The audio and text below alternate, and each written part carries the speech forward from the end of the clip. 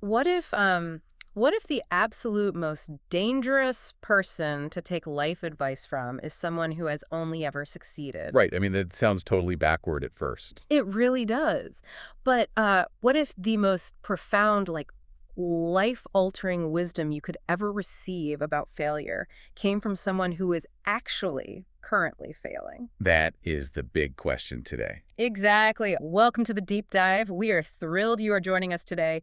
You know, when you look at the business world or social media or just the culture at large, it is incredibly easy to buy into this very specific, highly curated image of Oh, success. absolutely. It's everywhere. Right. We are constantly bombarded by these narratives of people who just, well, they seem to glide through life, they land the perfect careers, they build flawless relationships, and their ideas just effortlessly materialize into million-dollar It companies. looks completely friction-free. Friction-free, yes. Yeah, But the stack of notes and research we're looking at today completely shatters that illusion. it really tears it down. It does. We are unpacking this powerful, almost poetic text that explores the hidden, profoundly messy relationship between despair, hope, and what we actually define as talent. And, our mission today is to give you a shortcut to reframing how you view your own personal struggles. Yeah, those moments where you just feel utterly stuck, and to redefine what real success actually looks like on a psychological level. Okay, let's unpack this, because our source material starts with a rather counterintuitive warning. It warns us about the active danger of what it calls shiny success. Yeah, the author points out a very real psychological risk that it rarely gets discussed in self-improvement circles. Almost never. Right. When someone who has only ever known brilliant, unbroken success tries to offer hope to someone who is currently in the depths of despair, well, that advice usually falls completely flat. Completely. But the text goes further than just calling it ineffective. It argues that it can be actively harmful. Which is wild to think about. It is. The concept here aligns closely with what psychologists call toxic positivity. When you throw a generic, shiny platitude at someone who is deeply struggling, you are not pulling them up. You are actually alienating them further. I want to ground this because it is such a crucial point. We see this all the time on platforms like LinkedIn, right? Oh, constantly. Imagine someone who they just got laid off, they are terrified about paying their mortgage, they feel rejected, and they're just doom scrolling through their feed. Yeah. Worst thing you can do, but we all do it. Exactly. And suddenly they see a post from some 22-year-old billionaire who has never faced a major setback. And the post says something like, every failure is just a stepping stone. Just hustle harder, wake up at 4 a.m. and manifest your destiny. Yeah, right. The person who just lost their job doesn't read that and feel inspired. They read that and feel a profound sense of isolation. It's like someone who has only ever lived in a tropical paradise trying to give you advice on how to survive a blizzard. Oh, that's a great analogy. Right. Their sunny words just bounce right off the ice. What's fascinating here is the psychological wall that a hurting mind builds as a defense mechanism. The defense mechanism. Yeah, the text makes this really interesting distinction between empty words and blood-filled words. Blood-filled words. Wow. I know, it's intense. When words come from someone who has only seen the light, who only knows the shiny, curated surface of life, they lack density. They're just empty. Exactly. To a nervous system that is currently in a state of threat or pain, those words feel entirely hollow. The mind instantly recognizes that the person speaking does not share their reality. And without that shared reality, there's no trust. None at all. Surface-level positivity or purely forward-looking statements are instantly rejected because the struggling mind perceives them as a dismissal of its current, very real pain. I mean, the person offering the advice might have the best intentions in the world. They genuinely want to help. Sure they do. But because they have never actually carried the weight of that specific despair, they don't understand the physics of the hope they are trying to hand over. Intentions simply do not bridge that gap. True, heavy, impactful hope can only be communicated by someone who has walked in the dark and, frankly, been covered in the mud. Covered in mud, yeah. The source points out that when a person in deep pain hears words from someone who has actually hit rock bottom, a profound neurological shift happens. Really, like an actual shift. Yes. The listener feels a sudden sense of relief because their pain is finally validated. It proves their suffering is real, it is recognized, and most importantly, They are not defective for feeling it. That is so powerful. It is. That recognition of shared vulnerability is the only mechanism that allows that internal ice to slowly melt, letting the defensive wall come down. It's the difference between an executive yelling down from a penthouse telling you to just take the stairs versus someone standing next to you in a broken elevator saying, hey, I know how suffocating it feels in here. Let's figure out how to pry these doors open. Exactly. That shared experience is the prerequisite for connection. But this raises a really difficult question. If being in that dark elevator, like experiencing that profound failure or despair, is a necessary prerequisite for gaining this deep empathy, well, how do people actually survive the darkness in the first place? Right. How do you endure the blizzard? Yeah. When you are in the absolute thick of a crisis, how do you keep going? Well, the source material addresses this by introducing the concept of the inner flame. The thicker flame. Yeah. It describes this as a tiny, unextinguished, biological and psychological drive that remains deep inside a person, even during the moments when they're entirely overwhelmed by their circumstances. Even when they want to throw everything away. Even then. It is the raw, fundamental attachment to existence. I'm struggling with this inner flame concept just a bit, honestly. Oh, wow.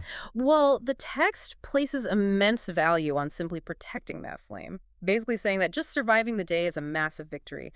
But when you're in that dark place, isn't that flame so small it feels useless? It definitely feels that way.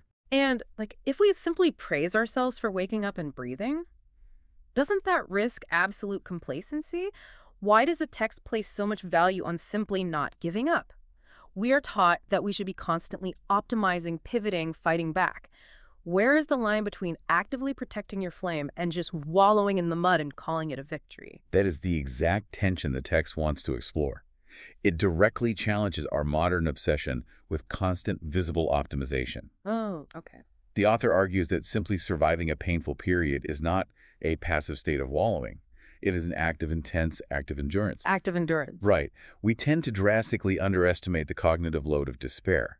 When someone is navigating a major life crisis like grief, bankruptcy, or a severe health issue, just maintaining baseline functioning consumes almost all of their mental bandwidth. Wow, yeah. Enduring that psychological pressure without letting that tiny fire go out requires a staggering level of strength. So the lack of visible external progress isn't a lack of effort. All the effort is just happening internally. Precisely the point.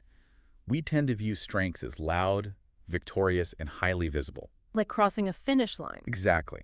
But the text asks us to recognize the quiet, desperate strength required to simply keep your systems online when everything is falling apart.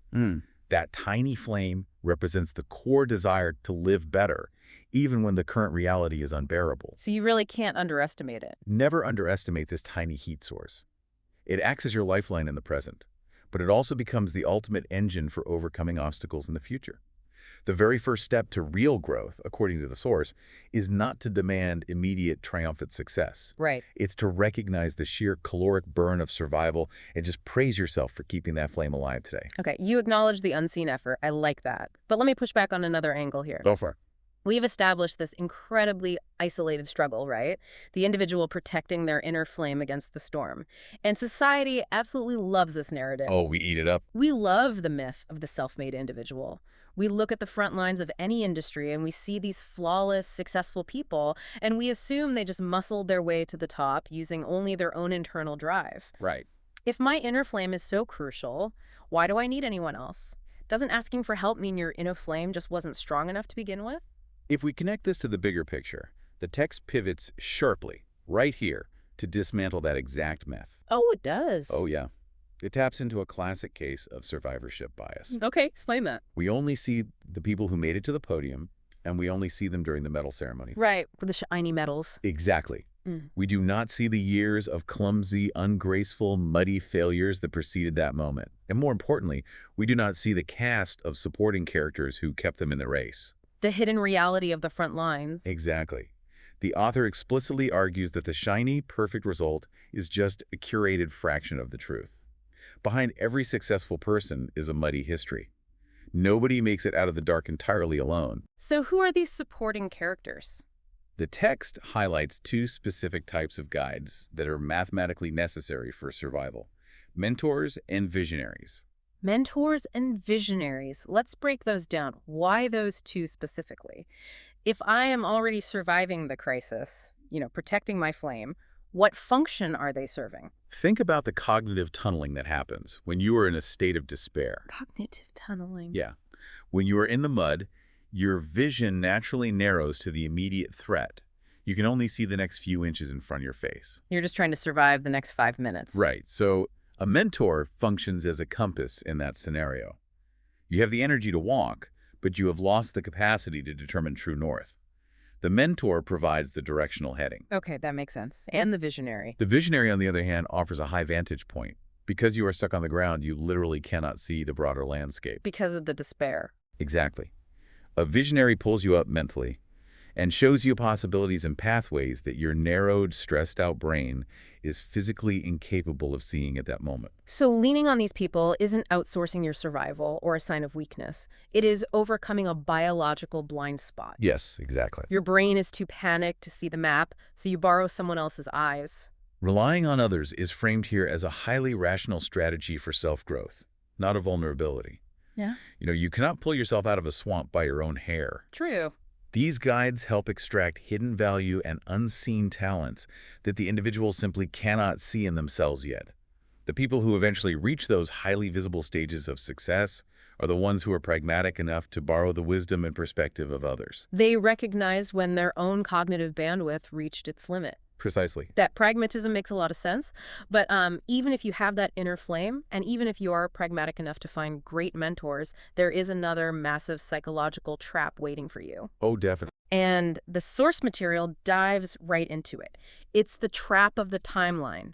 It is incredibly easy to look around and feel like you are failing simply because other people are moving faster than you. Comparison is one of the most efficient ways we extinguish our own flames. Oh man, isn't that the truth? We constantly measure our messy, behind-the-scenes reality against everyone else's polished public results. And let's be honest, we all do it. You open an app, you start doom scrolling, and you are instantly bombarded with everyone else's highlight reels. Right, the Series A funding, the book deals. The perfect family vacations, Yeah. and suddenly you feel this crushing anxiety that you're totally left behind. You feel like you are stuck in the mud while everyone else is sprinting past you. It's a terrible feeling. So what does this all mean for our own timelines? If the rule from the text is, don't compare yourself to others, how do you actually measure your progress when you're stuck in that mud? That's a great question. If I am not looking at the people sprinting past me, what am I supposed to be looking at? The source material introduces this brilliant botanical metaphor to explain the mechanics of this. It asks us to look at a root system. Like a plant. Like a plant. Yeah. When you plant a seed, it doesn't immediately shoot into the sky. For a very long time, absolutely nothing happens on the surface. Right, it just looks like a pot of dirt. Exactly. All the growth is happening downward, in the dark. The text argues that plants bloom in entirely different seasons. There is no absolute time limit on human growth. Oh, wow. The time you spend feeling delayed or behind, the time you spend struggling with zero visible progress, is actually a crucial period of downward growth. You are developing thick, strong roots deep into the earth. So the lack of visible upward movement isn't a failure to grow, it is just a different direction of growth. Yes, and the text takes that a step further by pointing out a critical insight, the extreme fragility of early rapid success. Fragility. Yes, things acquired quickly are almost always lost quick. Oh, that makes sense. If you experience massive success overnight, without spending time in the dark building a root system, your structure is inherently unstable. Because there's nothing holding you down. Exactly. You lack the psychological foundation to handle the pressure, the criticism, or the inevitable shifts in the market. The time spent navigating failure and rejection is what gives you structural integrity. Structural integrity. So when your season finally arrives and you do experience upward growth, you have a foundation so solid that a sudden storm or a market crash cannot easily topple you. That completely flips the script on feeling behind. You aren't delayed, you are stabilizing. Stabilizing, exactly. Early success is actually a vulnerability if it isn't backed by resilience. The delay is the exact mechanism that ensures you will survive once you finally reach the light. Comparing your muddy daily life to someone else's shiny surface is a meaningless exercise. It only feeds an inferiority complex. And that brings us to the culmination of this whole text. We have the inner flame that keeps us alive. We have the mentors who lend us their vision, and this slow, painful period of root growth. Reparation period. Exactly. And here's where it gets really interesting, because this is where the source material redefines the ultimate goal of all this struggle. It explains how this raw pain eventually transforms into what it calls a talent. And Yes, it uses a very unconventional definition of that word. it really does. Usually we think of talent as a natural, innate aptitude. Being a math prodigy, having perfect pitch, or incredible athletic genetics. Something highly visible and easily measured. Exactly. But the source material suggests something far deeper. It synthesizes its core thesis by arguing that the ultimate, most valuable human talent is the capacity for deep, resonant empathy, which can only be forged through suffering. It is not about a technical skill you perform, it is about a psychological connection you can offer. Right. The pain you survived isn't just an ugly scar you have to hide away from the professional world. The text argues it actually becomes your core utility. It's almost like a relay race of passing hope forward. Because experiencing profound despair permanently alters your psychological antenna. A highly sensitive antenna. Yes. When you have been broken and had to rebuild your own root system, you become highly attuned to the hidden fractures in the people around you.